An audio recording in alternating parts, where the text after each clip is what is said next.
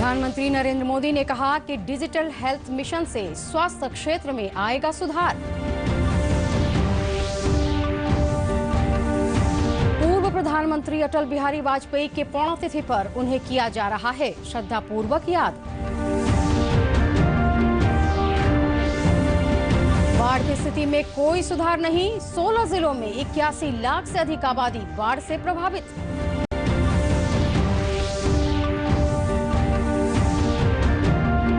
और राज्य में कोरोना संक्रमितों का आंकड़ा 1 लाख के पार, सक्रिय मरीजों की संख्या 36,000 से अधिक।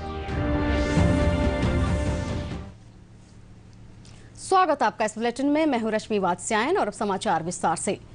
One nation one ration card के बाद अब सरकार one nation one health card ला सकती है। स्वतंत्रता दिवस के अवसर पर प्रधानमंत्री नरेंद्र मोदी ने इसका ऐलान किया है। One nation one health card योजना के तहत एक हेल्थ कार्ड बनेगा। एक रिपोर्ट। वाले इलाज और टेस्ट का रिकॉर्ड रखा जाएगा।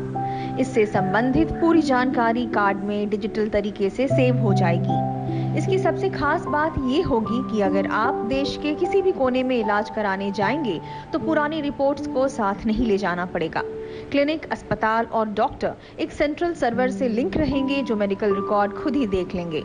इसके लिए प्रत्येक नागरिक का सिंगल यूनिक आईडी जारी किया जाएगा। योजना के पहले चरण का बजट 500 करोड़ का रखा गया है। इस योजना का लाभ उठाना पूरी तरह वैकल्पिक है। नागरिक अपनी मर्जी से हेल्थ कार्ड बनवा सकते हैं। योजना के तहत आधार कार्ड की तर्ज पर नागरिकों की व्यक्तिगत जानकारी गोपनीय रखी जाएगी।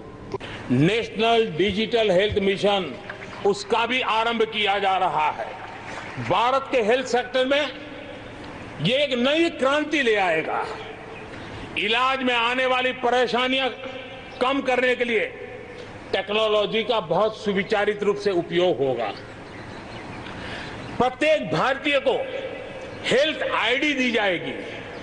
ये हेल्थ आईडी प्रत्येक भारतीय के स्वास्थ्य खाते की तरह काम करेगी। आपके हर टेस्ट, हर बीमारी, आपको किस डॉक्टर के पास कौन सी दवा ली थी, उनका क्या डायग्नोसिस था, कब दी थी, आपकी रिपोर्ट क्या थी, ये सारी जानकारी इस एक हेल्थ आईडी में आपको समाहित की जाएगी। इससे पहले मोदी सरकार ने one nation one ration card भी लागू किया था। इसके तहत राशन कार्ड का लाभ देश के किसी भी कोने में उठाया जा सकेगा। वित्त मंत्री निर्मला सीतारमण ने आर्थिक पैकेज की घोषणा करते समय इसका जिक्र किया था। मोदी सरकार की इस योजना से 67 करोड़ लोगों को फायदा मिलेगा। ब्यूरो रिपोर्ट, दूरदर्शन समाचार, पटना। पूर्व प्रधानमंत्री अटल बिहारी वाजपेयी की पुण्यतिथि पर पूरा देश आज उन्हें श्रद्धापूर्वक याद कर रहा है। आज ही के दिन 2018 में दिल्ली के अखिल भारतीय आयुर्विज्ञान संस्थान में लंबी बीमारी के बाद उनका निधन हो गया था। 3 बार प्रधानमंत्री के रूप में उन्होंने देश का नेतृत्व किया था। प्रधानमंत्री के रूप में उन्होंने अपने कार्यों से अमिट छाप छोड़ी थी। विपक्ष में रहकर भी उन्होंने अपनी विचारधारा से पूरे देश को प्रभावित किया था। उनके पुण्यतिथि के अवसर पर दिल्ली में उनके समाधि स्थल सदैव अटल पर प्रार्थना सभा का आयोजन किया गया। राष्ट्रपति रामनाथ कोविंद ने समाधि स्थल पर पहुंचकर पुष्प चक्र अर्पित कर उन्हें श्रद्धांजलि दी। Vajpayee was the 10th Prime Minister of India and had served thrice as the Prime Minister in 1996, 19... उपराष्ट्रपति एम वेंकैया नायडू ने भी समाधि स्थल पर जाकर अटल जी को नमन किया।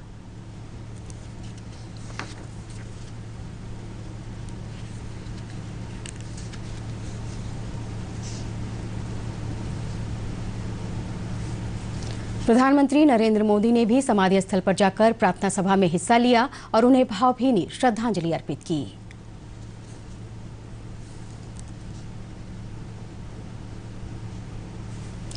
रक्षा मंत्री राजनाथ सिंह सहित भाजपा के कई अन्य वरिष्ठ नेताओं ने भी समाधि स्थल पर पहुंचकर अटल जी के कार्यों को याद किया।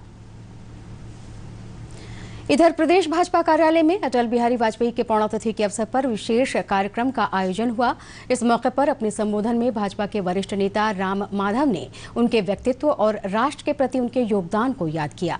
मौके पर उप मुख्यमंत्री सुशील कुमार मोदी, प्रदेश भाजपा अध्यक्ष संजय जायसवाल समेत पार्टी के कई कार्यकर्ता मौजूद रहे। श्री अटल बिहारी वाजपेयी जी की दूसरी पुण्यतिथि है। ऐसा लगता है कि अटल जी अभी भी हमारे बीच में है ही। एक ऐसे नेता जिनको न केवल हम लोग यानी भारतीय जनता पार्टी के कार्यकर्ता बल्कि पूरे देश के एक श्रद्धा की भावना, एक आदर की भावना जगती हो।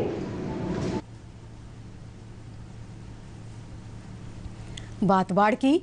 बिहार में बाढ़ की स्थिति में कोई सुधार नहीं हुआ है। हालांकि राज्य में बहने वाली अधिकतर नदियों का जलस्तर या तो घट रहा है या फिर स्थिर है। आपदा प्रबंधन विभाग के अनुसार राज्य के 16 जिलों में 81,31,000 की आबादी बाढ़ से प्रभावित है। बाढ़ से जुड़े हादसों में अब तक 25 लोगों की जान जा चुकी है। इनमें सबसे अधिक दरभंगा में 11 लोगों की मृत्यु हुई है, जबकि मुजफ्फरपुर में 6, पश्चिमी चंपारण में 4, मधुबनी में 3, सारण में 2 और समस्तीपुर तथा सहरसा में 1-1 व्यक्ति की मौत हुई है। बाढ़ प्रभावित क्षेत्रों में 10 राहत शिविर चलाए जा रहे हैं, जिसमें 12,500 से अधिक लोग रह रहे हैं। इसके अलावा 782 सामुदायिक रसोई के माध्यम से 6,48,000 से अधिक लोगों को पका हुआ भोजन मुहैया कराया जा रहा है। जल संसाधन विभाग से प्राप्त सूचना के अनुसार कल कोसी और गंडक बैराजों का डिस्चार्ज लगभग 1.25 लाख क्यूसेक के आसपास रहा। नेपाल में हुई अधिक वर्षा को डिस्चार्ज बढ़ने का कारण बताया जा रहा है। फिलहाल गंडक, बूढ़ी गंडक, बागमती और कोसी नदियां अनेक स्थानों पर खतरे के निशान से ऊपर बनी हुई हैं, लेकिन इनमें से अधिकांश का जल स्तर घट रहा है। मौसम विभाग ने अगले 2 दिनों तक बिहार में हल्की से मध्यम वर्षा की संभावना जताई है। बिहार में पिछले 24 घंटे के दौरान कोरोना संक्रमण के 3,536 नए मामले सामने आए हैं। स्वास्थ्य विभाग से मिली जानकारी के अनुसार प्रदेश में कोरोना मरीजों की संख्या 1 लाख को पार कर गई है। अभी तक कुल संक्रमितों की संख्या 1,01,906 दर्ज की गई है। प्रदेश में कोरोना के सक्रिय मरीजों की संख्या 36,237 है। पटना जिले में कोरोना के 493 नए मरीजों की पहचान की गई है। पूर्णिया जिले में गरीब कल्याण योजना के तहत कोहबरा पंचायत के वार्ड नंबर 1 महादलित टोले के लाभुकों को सामुदायिक शौचालय की चाबी सौंपी गई। प्रधानमंत्री आवास योजना के तहत जिले के कृत्यानंद नगर प्रखंड के जगनी गांव की बबीता देवी को योजना के तहत बनाए गए आवास की चाबी सौंपी गई। जिलाधिकारी राहुल कुमार ने बताया कि 15 अगस्त तक इन योजनाओं को पूरा करने का लक्ष्य तैयार किया गया था, जिसमें सफलता मिल चुकी है। गरीब कल्याण रोजगार अभियान के दौरान हम लोगों ने सामुदायिक शौचालय परिसर का निर्माण करवाना शुरू किया था, जिसमें 100 से अधिक ऐसे परिसरों को आज गांववासियों को सौंपा जाएगा और 3,000 से अधिक प्रधानमंत्री आवास का निर्माण पूर्ण हुआ है, उसकी भी चाबी जो है लाभार्थियों को सौंपी जाएगी। पश्चिम चंपारण जिले में स्वच्छाग्रही एकलव्य प्रसाद ने तकनीक अपनाकर बाढ़ प्रभावित लोगों को गंदगी से मुक्ति दिलाने का काम किया है। एकलव्य प्रसाद ने पश्चिम चंपारण जिले के बाढ़ प्रभावित इलाकों में नए ढंग का शौचालय बनाकर लोगों को गंदगी से राहत दिलाई है। एक रिपोर्ट।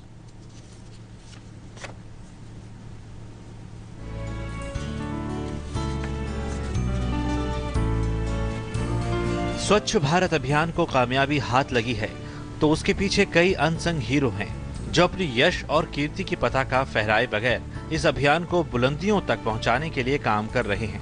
अनसंग हीरो ने सामाजिक भागीदारी को जोड़ते हुए नई तकनीक को अमल में लाकर चुनौतियों को दूर किया है।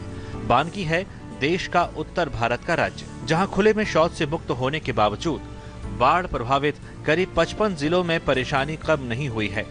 ऐसी हालात में स्वच्छाग्रही एकलव्य प्रसाद ने फायदेमंद शौचालय यानी इकोलॉजिकल सैनिटेशन का एक नया मॉडल बिहार के बाढ़ प्रभावित इलाकों में लॉन्च किया है। जवन गाढ़ा वाली बनल बा, कमन भर गइल पानी से, सारा लोग गइल बांध पर, हमार शौचालय बा सुरक्षित रहल, बचल, उनमें पानी ना पहुंचल। पश्चिम चंपारण के गांव में जाने की बन गई थी। ऐसे में एकलव्य प्रसाद का फायदेमंद शौचालय बाढ़ प्रभावित क्षेत्र में तकनीक की नई इबारत लिख रहा है। 2020 में जो बाढ़ आई है असम, उत्तर बिहार और पूर्वी उत्तर प्रदेश में, वहाँ लगभग 65 जिले हैं जो बाढ़ प्रभावित हैं और इन जिलों में अन्य समस्याओं के साथ साथ स्वच्छता, शौचालय की भी समस्या उभर के आ रही है। ज़्यादातर लोग जो विस्थापित हुए हैं या जिन गांवों में पानी भर गया है, उन इलाकों में एक्सेस टू सैनिटेशन बिल्कुल नहीं है। और जब तक ये बाढ़ का मौसम रहेगा, एक्सेस एक समस्या रहेगी। और उसके बाद जब बाढ़ का पानी रिसीड करेगा, जो समस्याएं हुई हैं इंफ्रास्ट्रक्चर को, सैनिटेशन इंफ्रास्ट्रक्चर को, उसको जब तक ठीक नहीं किया जाएगा तब तक एक्सेस नहीं रहेगा। तो ऐसे हालात में हम लोगों को एक विकल्प, एक ऑल्टरनेटिव सैनिटेशन टेक्नोलॉजी के बारे में अवश्य सोचना चाहिए। जैसा कि प्रधानमंत्री नरेंद्र मोदी ने गंदगी भारत छोड़ो अभियान के साथ टेक्नोलॉजी की बात कही थी। गंदगी भारत छोड़ो अभियान को कामयाब बनाने के लिए एकलव्य प्रसाद ने वाटर प्रूफ शौचालय से लोगों का परिचय कराया है। इस शौचालय से गड्ढे और शौचालय को जमीन से ऊपर रखा जाता है। 2 गड्ढे का नियम यहाँ भी है, लेकिन इनके गड्ढे का जमीन से कोई संपर्क नहीं होता। इस शौचालय का अपशिष्ट खाद के रूप में उपयोग में लाया जाता है।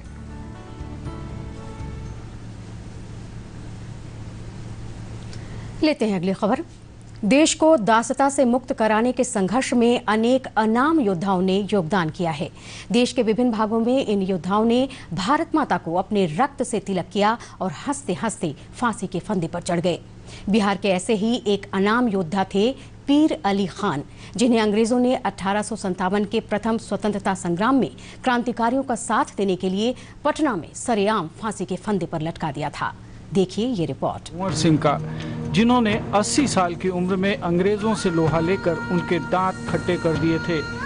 वीर कुंवर सिंह के साथ साथ अनेक नाम ऐसे थे जिन्होंने आज़ादी के लिए संघर्ष करते हुए अपना सर्वोच्च बलिदान दिया। इनमें से अनेक के नाम भी आज की पीढ़ी को याद नहीं है। इन्हीं में से एक नाम है शहीद पीर अली खान। उत्तर प्रदेश के आजमगढ़ के मोहम्मदपुर कस्बे में सन 1812 में जन्मे पीर अली खान रोजगार की तलाश में पटना चले आए थे। रोजी रोटी कमाने के लिए किताबों की जिल्द बांधा करते थे। जब 1857 की क्रांति का बिगुल बजा तो वे भी मातृभूमि की रक्षा के लिए आगे आए। जिल्द साजी की आड़ में क्रांतिकारियों को गुप्त संदेश पहुंचाने का काम करने लगे। अंग्रेजों के खिलाफ साजिशों के पर्चों का आदान प्रदान होता था। इस साजिश में शामिल होने के आरोप में पीर अली खान सहित 33 लोगों को 4 जुलाई 1857 को गिरफ्तार किया गया था। संक्षिप्त ट्रायल के बाद पीर अली खान को पटना के तत्कालीन कमिश्नर विलियम टेलर के हुक्म से सरेआम फांसी दे दी गई। पटना के गांधी मैदान के पास गांधी संग्रहालय और जिलाधिकारी आवास के समीप जहां उन्हें फांसी दी गई थी, आज एक पार्क है। पास में ही उनकी मज़ार भी है। यहाँ उर्स भी होता है और मेला भी लगता है, जो इस शेर को सार्थकता देता है कि शहीदों की चिताओं पर लगेंगे हर बरस मेले, वतन पर मिटने वालों का यही बाकी निशान होगा। ब्यूरो रिपोर्ट, दूरदर्शन समाचार, पटना। और अंत में मुख्य समाचार एक बार फिर से।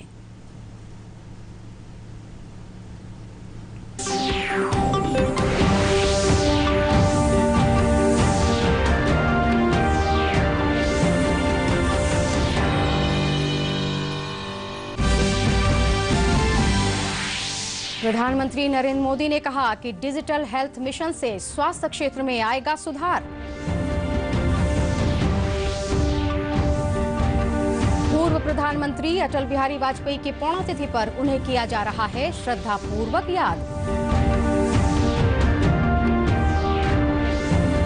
बाढ़ की स्थिति में कोई सुधार नहीं, 16 जिलों में 81 लाख से अधिक आबादी बाढ़ से प्रभावित।